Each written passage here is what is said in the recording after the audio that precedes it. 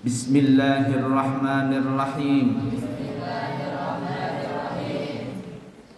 Alhamdulillahi rabbil alamin. Pakai tasdid, berdasarkan pakai tasdid. Bismillahirrahmanirrahim.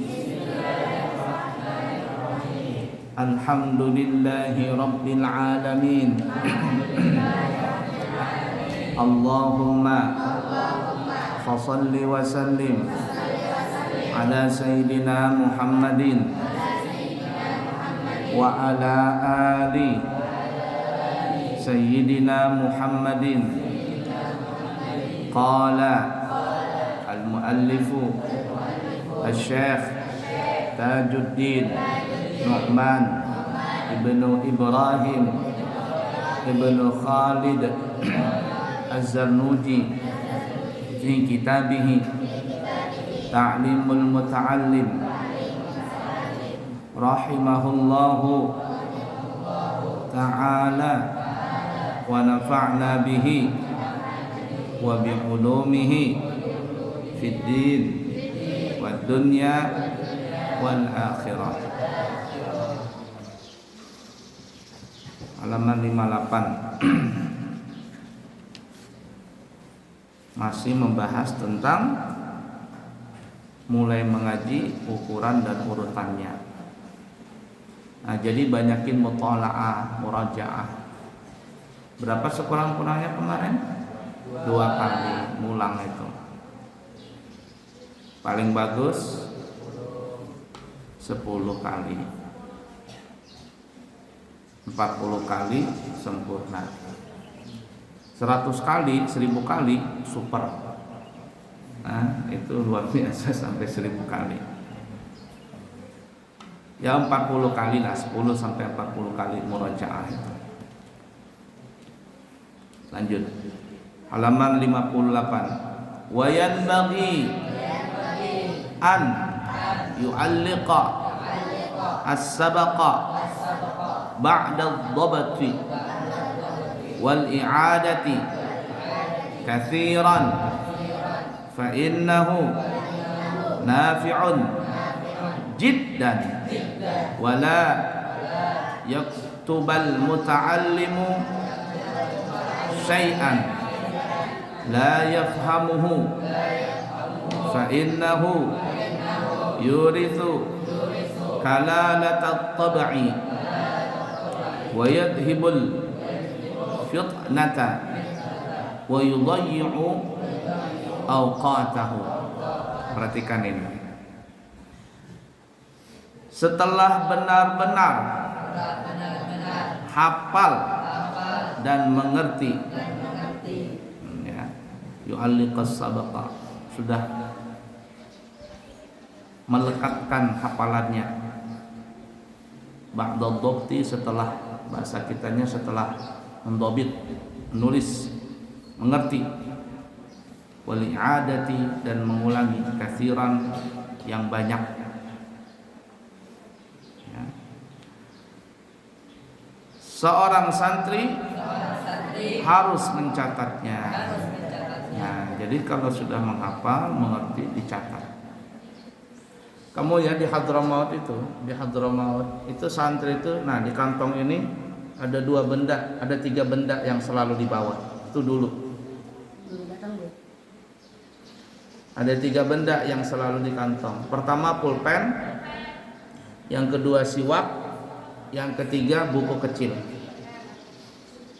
Buku kecil. Makanya di Hadramaut itu selalu dijual buku kecil. Jadi kalau belajar begitu, kitab ini nggak dicoret-coret. Bukan kayak kamu bukunya dicoret-coret, kitab itu dicoret-coret. Nah, kitab itu bersih, nggak ada coretan. Jadi kalau mau penting ditulis di kertas itu, di buku tadi, catatan kecil. Cicit dengar guru ceramah. Yang lebih kaya, anak-anak yang lebih kaya waktu itu zaman Abuya pakai tape recorder, tape recorder itu. Nah sekarang lebih canggih lagi. pakai apa namanya yang untuk alat perekam itu. Naila kemarin minta kirimin, Abi minta kirimin itu katanya. Sekarang enak mengirim ke Hadramaut tuh ada ngirim barang, ngirim uang gampang. Makanya Abu ya yakin aja kamu kalau sekolah ke Hadramaut tuh nggak bakalan kelaparan kamu, nggak bakalan susah. Lain zaman Abu ya zaman dulu tuh $100 tuh belum tentu Abu ya dapat setahun kiriman. Saking susahnya zaman dulu. 3 tahun terakhir, 2 tahun terakhir sebelum Abu ya pulang baru ada Indomie, baru ada tempe, baru ada tahu. Nah, jadi belajar sekarang pakai rekaman begitu. Nanti selesai belajar, apa yang dibicarakan tadi, yang dipelajari didengarkan lagi, diulangi. Nah, mencatat. Lah kamu ini gak ada yang catat. Di bukunya itu bukan catatan pelajaran yang dicatat, gambar anime yang dicatat, tulisan-tulisan yang gak penting dicatat, tulisan-tulisan cinta yang gak ada faedahnya itu, aur-auran semuanya.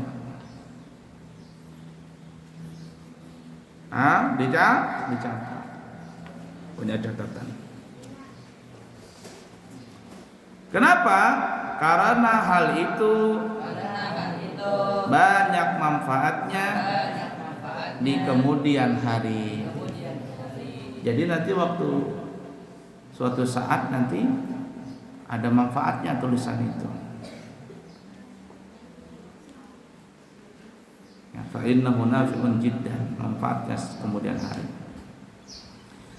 Seorang santri sebaiknya tidak menulis pelajaran yang belum dipahami.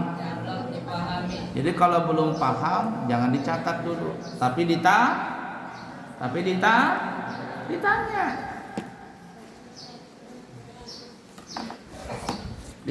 jangan dicatat. Kalau di Hadramautnya sekolah di sana itu, biar kasih tahu nih tata caranya supaya kamu nanti sekolah ke Hadramaut paham. Itu waktu guru ngajar nggak boleh bertanya di tengah-tengah pelajaran, nggak boleh. Jadi kalau guru nerangkan, kamu dengarkan saja, catat yang sudah kamu paham, catat yang sudah kamu mengerti supaya nggak hilang, dicatat. Yang kamu belum mengerti, catat pertanyaannya, bukan dicatat apa yang dipelajari, catat pertanyaannya. Pertanyaannya dicatat. Nah, jadi ketika guru mengajar kamu kurang paham, dicatat tuh pertanyaannya apa, tulis bahasa Arab, apa soalnya, ma makna hada, ma makna hada, ma makna, terus ini mal maksud hada ya ustaz, tulis. Nanti catatan kertas kecil itu disodorkan ke guru. Kalau kamu duduk di belakang saling oper-operan, taruh di sini catatannya, kata guru, taruh sini, terus ini taruh di sini. Nah, tergantung guru. Kalau guru mau baca langsung, jawab langsung, silakan. Itu gurunya. Tapi kalau enggak mau gurunya, nanti setelah pelajaran kurang lebih 10 menit sebelum ditutup pelajaran baru jawab. Nah, setelah kamu paham baru kamu catat. Begitu cara belajar.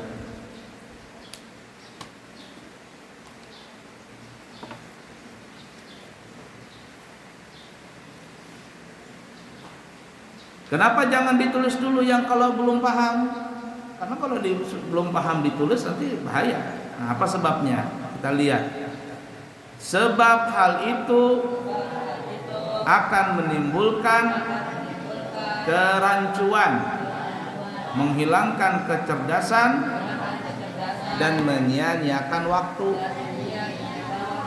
Intinya yang sudah paham dicatat, yang belum paham jangan dicatat, tapi ditanyakan. Sudah ditanyakan, sudah paham, baru dicatat. Fahim tuh?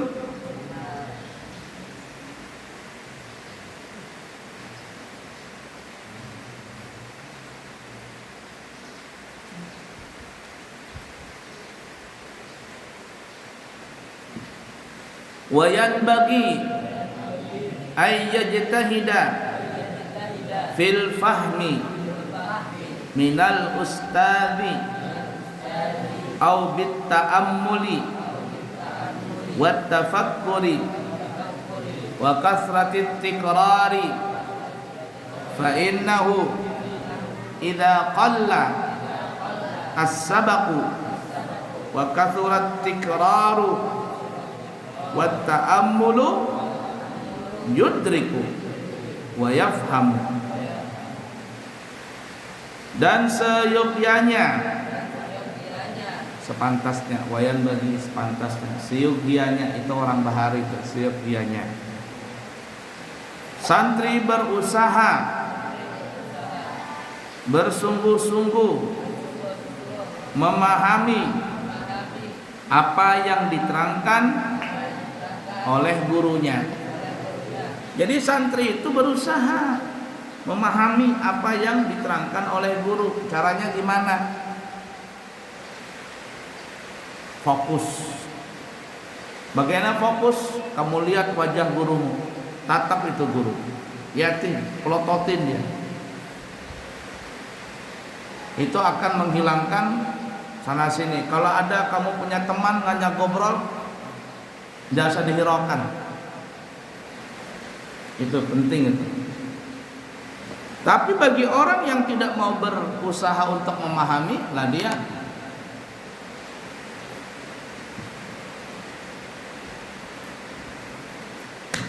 itu anak yang pemalas itu. Tidak bakalan dia bisa pintar. Lihatin. Dulu ada teman Abuya masih kecil di SD. Anak itu luar biasa. Pintar anak itu. Waktu Abuya masih kecil di madrasah. Itu kalau guru lagi nerangkan, dia natap guru dengan cara begini.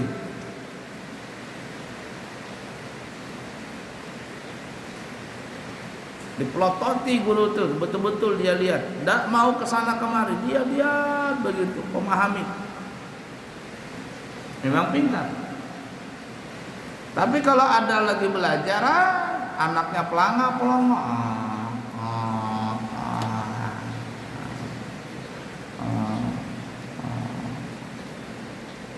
itu tidak ada namanya untuk berusaha di dalam memahami pelajaran.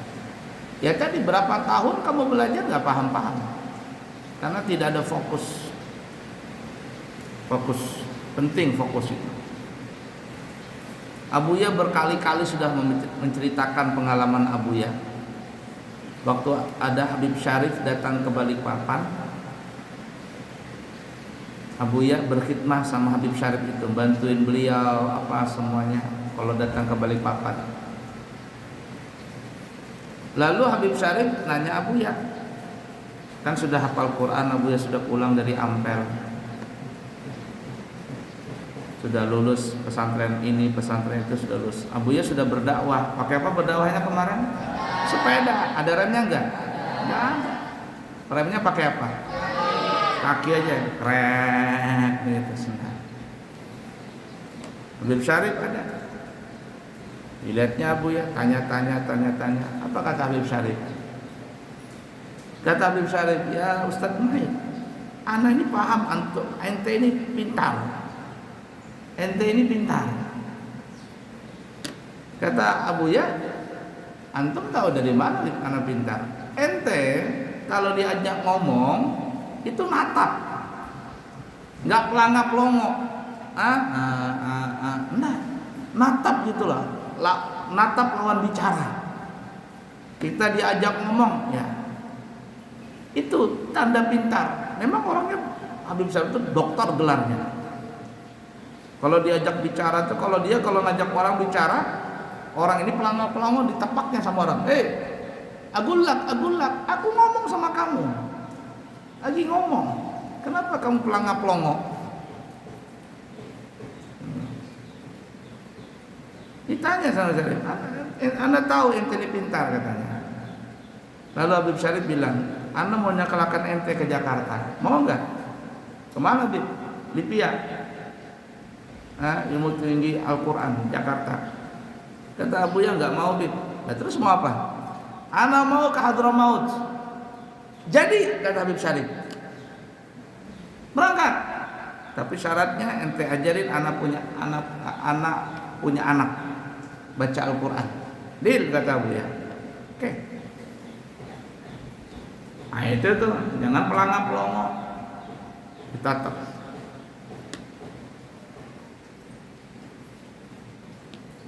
Kalau sudah sambil mengantuk nih kayak begini nih. Nah, nih, yang lain dipelajari, lain yang dikerjakan. Nah, bakalan pintar-pintar biar bertahun-tahun belajar. Nah, itu tatap itu. Kamu lihat yang orang apa namanya itu, yang orang hipnotis, tatap mata saya, tatap mata saya. Belajar konsentrasi. Itu orang belajar silat itu. Selesai silat biasanya disuruh berkonsentrasi. Tutup matanya katanya. Apa namanya kalau kata orang namanya itu? Bukan semedi apa namanya? Tutup mata. Kemudian bayangkan satu titik. Cari titik itu. Kalau sudah kamu ketemu titik itu, jangan ke lain. Tahan itu titik tadi. Hari ini usahakan melihat titik itu 1 menit. Cari titik itu. Tutup mata. Cari titik itu, ada nggak ketemu titik itu? Kalau ketemu titik itu, sudah titik itu aja yang dilihat. Nanti akan muncul nih bayangan ini, bayangan. Jangan dihiraukan, fokus ke titik itu dulu. Belajar konsentrasi. Hari ini 1 menit, besok tambah lagi, besok tambah lagi.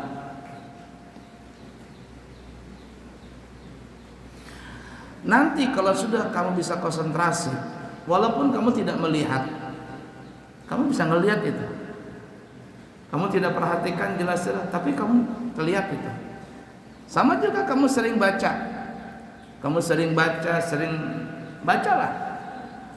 Ketika nanti ada orang baca, walaupun kamu tidak terlalu fokus bacanya, itu mulut goyang sendiri, goyang sendiri. Tapi kalau coba contohnya, orang yang baca wirid, Abuya liatin mulutnya satu-satu itu. Santri. Kalau yang dia baca wirid, walaupun dia tidak terlalu fokus, dia begini-begini, apa yang dia kerjakan, mulutnya nggak pernah berhenti itu, goyang terus. Tapi kalau ada orang baca bacaan, tapi dia mulutnya diam,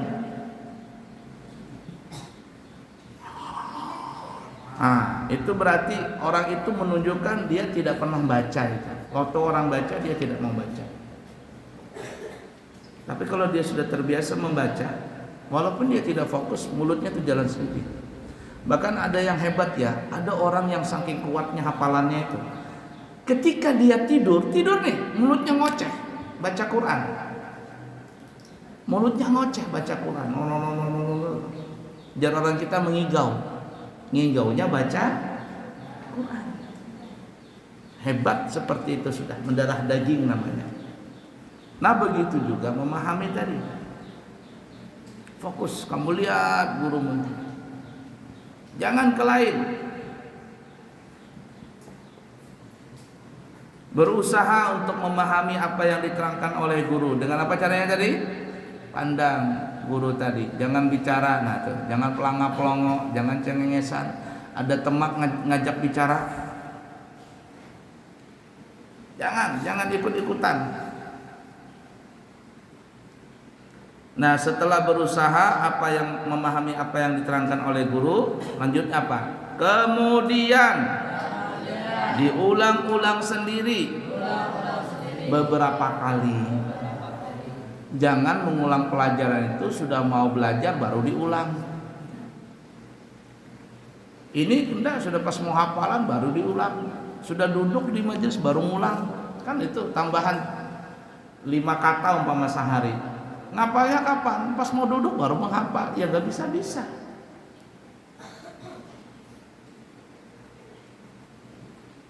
Sudah memahami kemudian diulang-ulang beberapa kali. Apalagi dan direnungkan supaya benar-benar mengerti. Pahami betul pelajaran itu. Karena mendengar satu kalimat lalu dihafal, lalu dimengerti, itu lebih baik daripada mendengar 1000 kalimat tanpa tidak faham. Itu yang kata Buya kemarin, dibaca dulu, baca. Setelah dibaca, dihafal. Setelah dihafal, dipahami. Setelah dipahami, diamalkan. Setelah diamalkan, diajar. Kalian yang makan pakai tangan kiri, yang minum pakai tangan kiri, sambil berdiri, sambil berjalan, itu menunjukkan kamu cuman baca doang kitab tadi.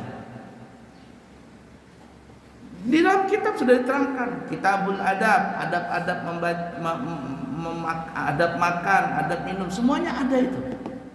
Adab masuk musholla, adab masuk WC, semua diajarkan di dalam pesantren ini tentang adab-adab itu. Tapi kenapa kamu masih bisa makan pakai tangan kiri sambil berjalan, sampahnya dibuang di sembarangan tempat? Kenapa itu ya sebabnya? Karena kamu cuman membaca. Yang parah punya kitab tapi nggak pernah dibaca, kitabnya ditutup, dia ngerjakan yang lain. Ingat nih, kalau kamu mau betul-betul baik, baca, hafalin, fahami, amalkan, ajarkan. Baca, hafalkan, fahami, ajarkan, amalkan, ajarkan. Sebarkan ilmu itu, melekat itu ilmu. Itu tandanya seorang santri, itu tandanya orang belajar.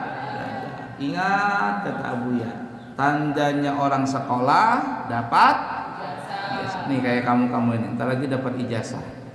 Itu tanda sekolah.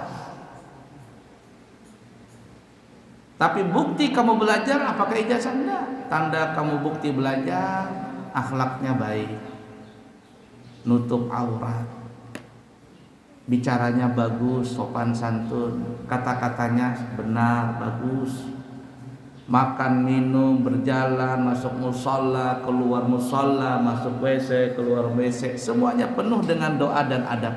Maka itulah yang namanya seorang santri yang belajar.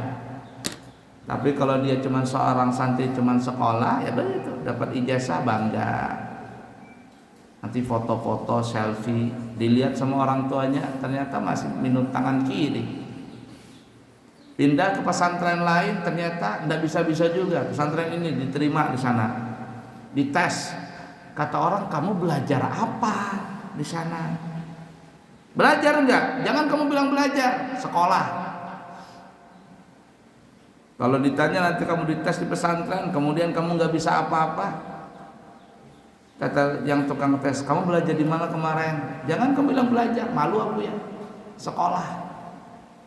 Tapi kalau kamu memang betul akhlakmu berubah, makan minum benar, caranya benar semuanya, kamu boleh bilang aku belajar. Tapi kalau cuma mengandalkan dapat ijazah, akhlaknya tidak berubah, jangan ngaku-ngaku belajar pesantren ini lah, malu aku ya. Ngaku sekolah aja, ya enggak? Ngaku sekolah aja. Belajar di mana? Enggak, saya enggak belajar, saya sekolah gitu.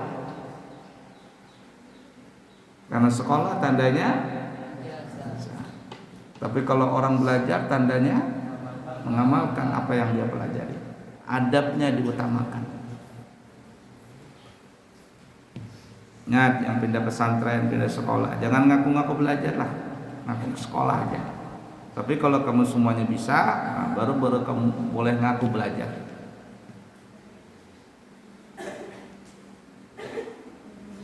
Qila hifzu harfaini khairun min sama'i wiqraini wa fahmu harfaini khairun min hifdzi wiqraini wa idza tahawana fil fahmi.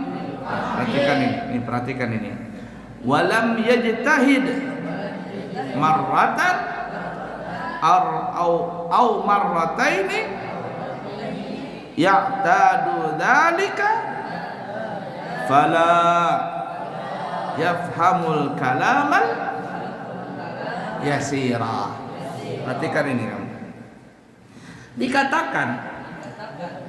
Dikatakan ikut semuanya. Nah ini orang-orang yang tidak bermujahadah. Dikatakan hafal 2 huruf lebih baik daripada mendengar 2 pikul.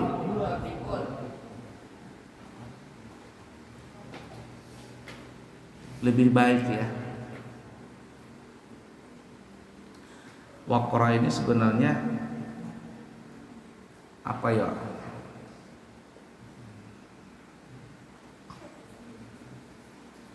Dua pikul bukan. Kalau kamu baca Quran tuh, nah kalau di Quran tuh kan ada yang huruf ain di samping apa namanya itu? Di samping apa namanya itu? Kertas itu ada huruf ain. Nah itu makro namanya. Tapi di sini wikra ini 2 pikul. Mendengar 2 makro, 2 bacaan. Nah jadi kalau kita menghafal 2 huruf itu lebih baik daripada mendengar, walaupun banyak mendengar. Dan faham 2 huruf lebih baik daripada hafal 2 pikul. Nah, itu yang tadi urutan Abuya, kata Abuya apa ya? Baca, hafalkan, fahami, lihat, paham. Artinya menghafal itu lebih baik daripada memahami lebih baik daripada menghafal. Menghafal itu lebih baik daripada membaca. Tingkatannya nih. Membaca, menghafal, memahami. Setelah semuanya 3 terkumpul, maka timbul akan mengamalkan. Setelah mengamalkan ini, pasti mau tidak mau akan terdorong untuk mengajarkan, menyebarkan ilmu itu. Sesuai nggak dengan apa yang Abuya kata tadi? Urutannya nih. Membaca, hafalkan, pahami, amalkan, ajarkan.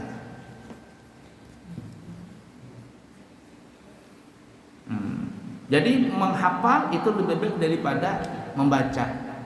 Bukan, memahami lebih baik daripada menghafal. Menghafal lebih baik daripada membaca.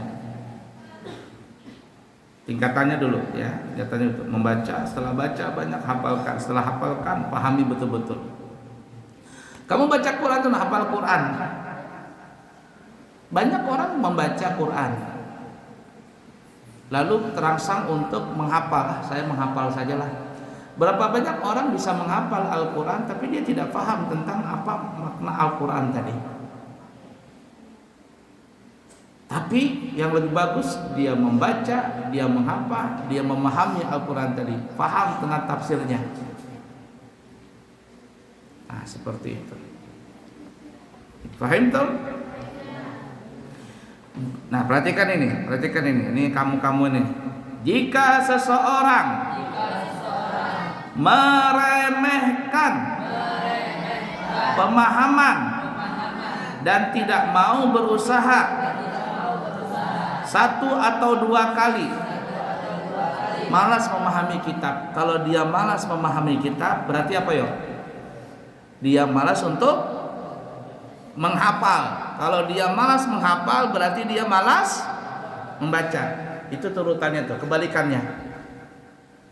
Kalau tadi pertama, kalau dia membaca, rajin membaca, dia akan terangsang untuk menghafal. Setelah dia terangsang untuk menghafal, maka dia terangsang untuk memahami. Pasti itu. Tapi sebaliknya, kalau ada orang tidak ada bersemangat untuk memahami, maka dia tidak ada untuk berusaha menghafal. Dan kalau orang itu tidak mau menghafal, maka dipastikan orang itu tidak mau membaca. Ini kamu ini, fahim toh, fahim lah. Suruh tanya, nggak bisa dia. Karena kenapa? Nggak paham. Ketika dia nggak paham, dia malas menghafal. Pasti itu. Kalau dia malas menghafal, berarti sebelumnya dia malas membaca. Maka mulailah semua itu dari apa ya? Dari Bismillah. Maka mulailah semuanya itu dari membaca. Membaca dulu. Makanya kan Buya kemarin sudah bilang, ujiannya tahun ini banyak membaca. Kata Buya, baca kitab ini. Kitab Ta'lim berapa bacanya? Satu kitab. Tangga ibadah satu kitab. Suruh satu kitab kan ya? Kenapa? Kata Buya, paham nggak paham, baca dulu kata Buya. Paham nggak paham, baca dulu. Kenapa? Karena levelnya di situ dulu.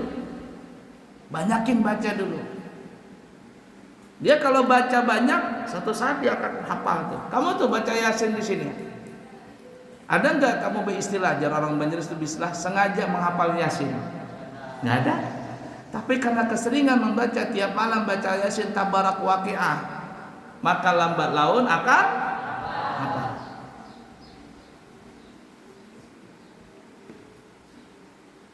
La ilaha illallah. Kita ulangin. Jika seseorang meremehkan pemahaman dan tidak mau berusaha satu atau dua kali, maka ia akan terbiasa demikian. Dia biasakan dirinya malas, gak mau beristihad, tidak mau berusaha, maksudnya untuk belajar, tidak mau memahami. Kalau tidak mau memahami, tidak mau menghafal. Kalau dia tidak mau menghafal, berarti dia tidak mau membaca. Karena sudah seperti itu, maka ia akan terbiasa seperti itu. Itu yang kata Buya, penyakit dibuang penyakit. Yang begini ini. Nah, ini. Karena tidak ada mau berusaha megang kitab, nggak ada mau, berusaha membaca, nggak mau. Penyakit yang seperti ini dibiarkan terus, kamu biarkan. Yang sering kata Buya, sampai ketuha kamu begini-gini aja. Kenapa? Pilihan itu di tangan kamu. Kamu mau jadi baik, di tanganmu. Kamu mau jadi tidak baik, di tanganmu juga. Pilihan itu di tangan kamu sendiri. Itu kata Syekh Zarnuji tadi. Kalau orang sudah terbiasa tidak mau memahami, berarti tidak mau menghafal. Dia tidak mau menghafal, tidak mau membaca. Kalau sudah seperti itu, maka dia sudah terbiasa dengan yang jelek tadi. Apa selanjutnya? Sehingga kalimat yang mudah pun akan sulit dipahaminya. Padahal mudah itu. Tapi karena sudah terbiasa dia tidak mau, yang mudah dianggap jadi sulit, apalagi yang sulit.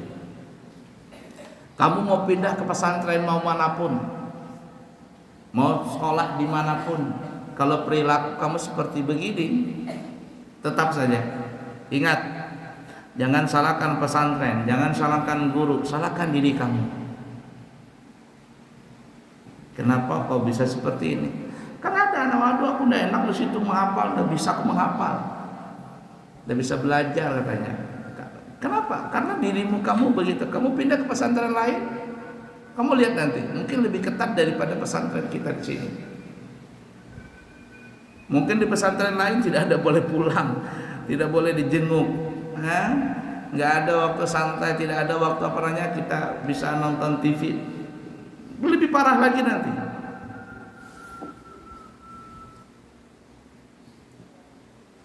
Nah seperti itu tuh. La ilaha illallah. Banyak santri di sini pindah pesantren sana. Ternyata aduh tambah parah katanya. Lebih baik kembali ke Nurul Anwar. Cuman malu sudah. Abuya dapat laporan bukan 1-2 orang seperti itu. Malu mau kembali malu.